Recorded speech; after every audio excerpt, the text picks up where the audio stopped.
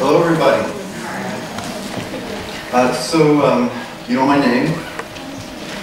I live in St. Petersburg.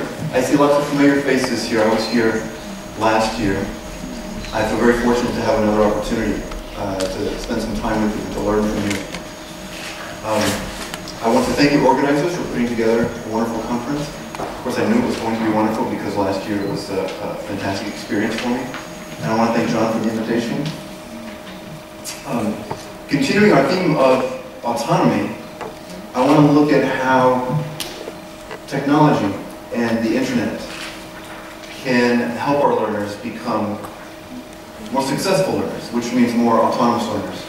And I also want to look at how the internet provides our learners the opportunity to construct their own identity, which I think is a really fascinating topic that I hope that you find interesting. Unfortunately, my plenary is not interactive, so I hope that just listening to me talk for 20 minutes is interesting for you. And I want to start with a question.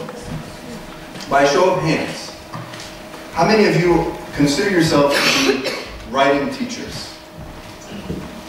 Consider yourself to be a writing teacher. Raise your hand.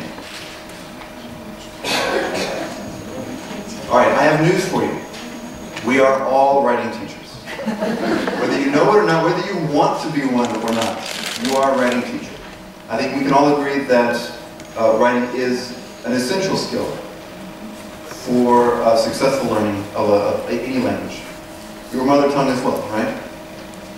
So, I want to start.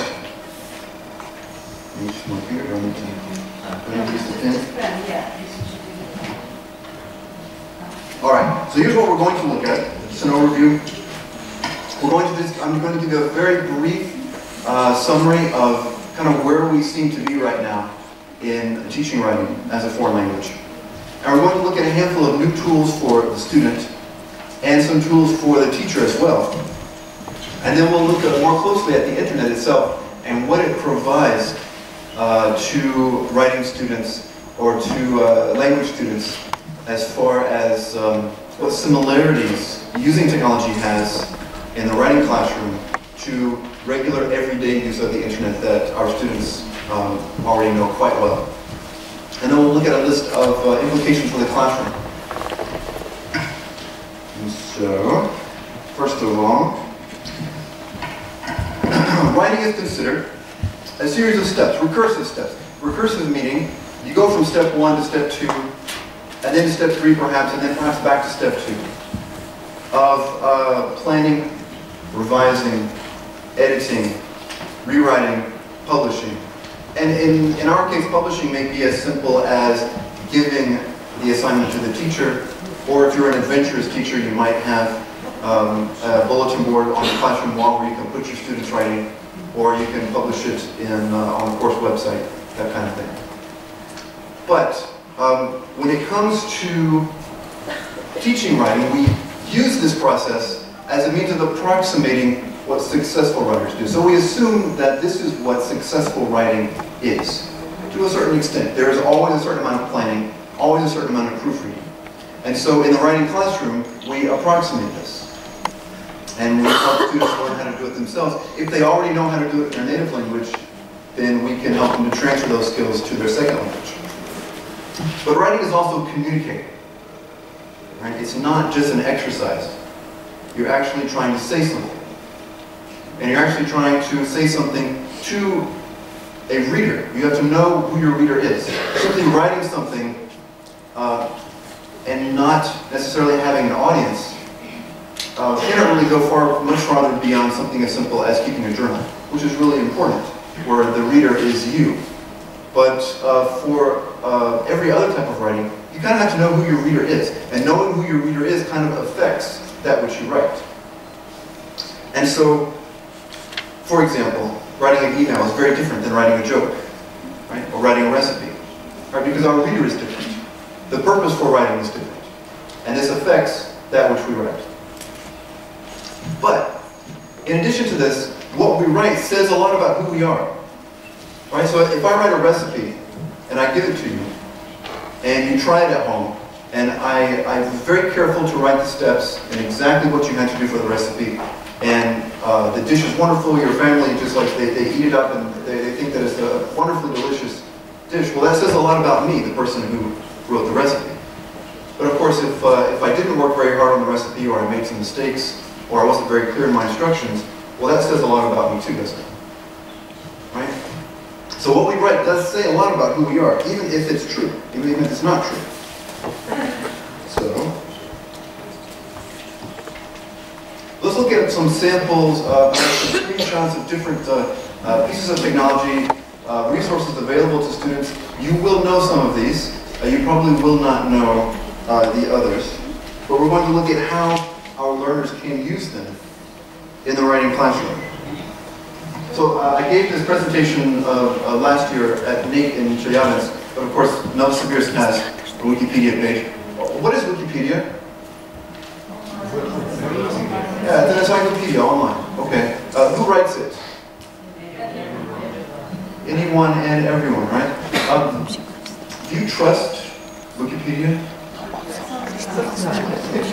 I have to tell you, I used to tell my students, when you're doing research for your essay, do not use Wikipedia. Well, that's a good question. Why? Well, because you can't really trust it.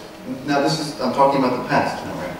Because I would tell my students, even my crazy uncle who lives in his mother's basement and eats graham crackers all day, he can write a Wikipedia page, right? And so you can't really trust it. You can't really trust it. And in addition, I'm sure that the page for Lady Gaga is bigger than the page for Nikolai Gogol. I promise you. I promise you. But I've changed my mind about Wikipedia. And now when my students want to use it for their research, I say, all right, that's fine. Because actually, it is pretty trustworthy. You can go there and it kind of self-corrects itself. You can see articles changing over time as people go back and add information, and modify information.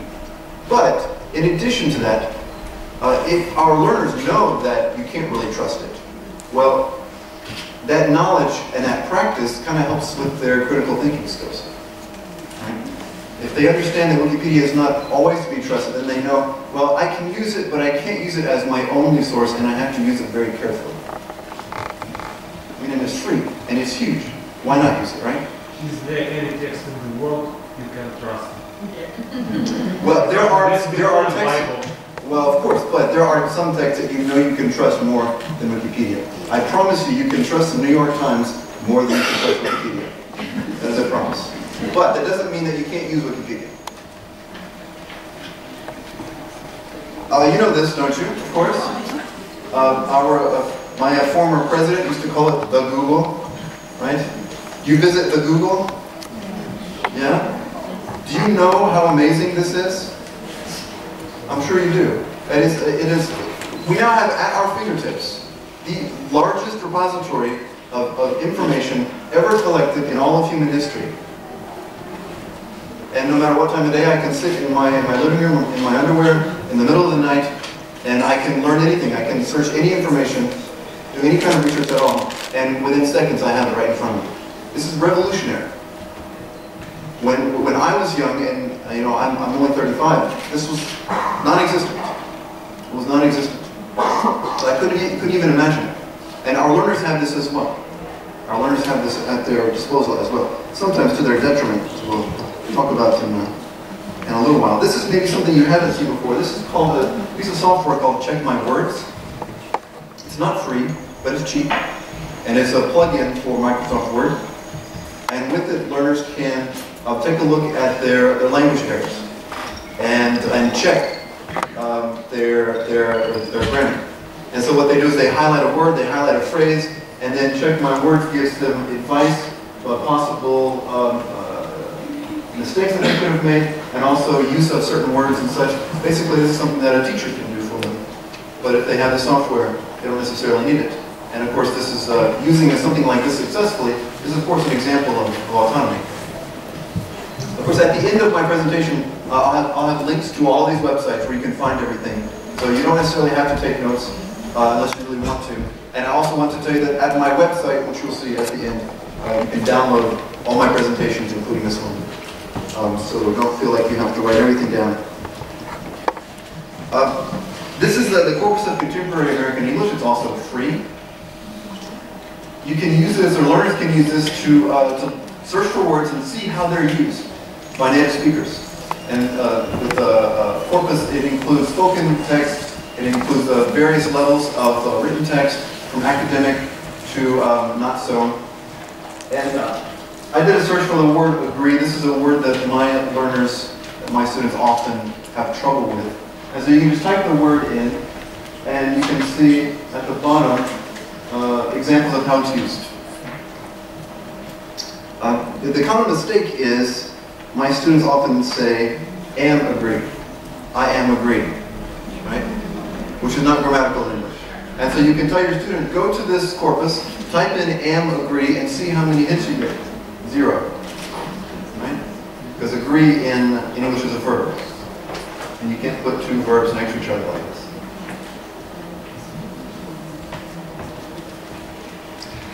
Another option that they have is text analysis. And they can take a piece of text that they have written, plug it into this text analyzer, and get all kinds of really neat information. So I took this one paragraph from an article in English Teaching Forum. That's something that I'm sure all of you are familiar with. It's an academic text. And I plugged it into a text analyzer. And here's what I got. So I'm going to give you these numbers here. Total number of words. Total number of unique words, or words that appear just once. Number of sentences. The average length of the sentence, so 25 words per sentence. That's pretty long. It's okay for academic text. Number of paragraphs. Number of hard words. And by hard words, this analyzer says that any word that's 3 syllables or more is considered a hard word. But, you know, spaghetti is 3 syllables, and I wouldn't call that a hard word. Lexical density. This means lexical density is the total number of words divided by the total number of unique words. So this has a 69%. And a FOG index. This is a mathematical equation, I couldn't do it myself, that basically tells you how many years of education you need to have in order to understand the text. I wouldn't necessarily trust it, but it's just something, it's a piece of information that you can use. So according to this, you need to have had 15.5 years of education in order to read that paragraph. But students can use this, especially if they're writing something academic. Right? And things like lexical density and sentence length, this is important stuff. This is important stuff, and they can use it, you know, when they're proofreading, when they're editing their text. And of course, the teacher can use it as well, as I'll discuss in a moment. All right, so then, what we want is for our learners to be independent. Of course, the theme of our conference, autonomous, right? And critical of their own writing and of the research that they do. And of course, confident. And if they know how to use these tools, their confidence, of course, is increased. So let's look at some tools for the teacher. Some of these are the same. We would just use them differently than the learner. Some of them are unique. Using hybrid or online courses. Are you familiar with the term hybrid course? So yeah, so it's a course, for example, they're very popular in the United States right now because they free up classrooms. It's a course that is taught part online and part in person. So for example, a hybrid course that I taught in the United States, let's say the course meets 5 hours a week, but 2.5 hours is in person and then 2.5 hours online. And then of course 100% online courses as well. There are lots of distance learning opportunities for teachers in Russia. I teach one myself on teaching writing, and I have 35 teachers from across Russia participating in it, from as far east as Vladivostok and as far west as St. Petersburg. You can use your computer to write comments